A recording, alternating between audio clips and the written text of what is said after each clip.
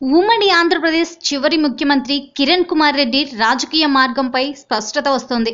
ఇటీవల సొంత నియోజకవర్గానికి వెళ్ళినప్పుడు ఆయన అనుచరులతో పెళ్లి కూతురు ఖరారైంది, ముహూర్తమే మిగిలి ఉంది అని చెప్పారు. ఆ పెళ్లి కూతురు జనసేనే అని సమాచారం. ఈ మేరకి పవన్, కిరణ్ మధ్య 2-3 విడతల చర్చలు జరిగాయని తెలుస్తోంది.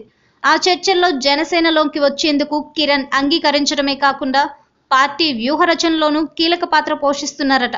ఈ నెల 23న కిరణ్ కొత్త పార్టీలో చేరొచ్చని సమాచారం.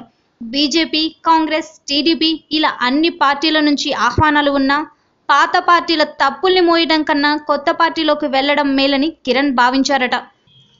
పవన్ జనబలానికి తన వ్యూహాలు తోడైతే మంచి ఫలితాలు సాధించగలమనే ఆలోచనలో కిరణ్ ఉన్నట్లుగా చెప్తున్నారు.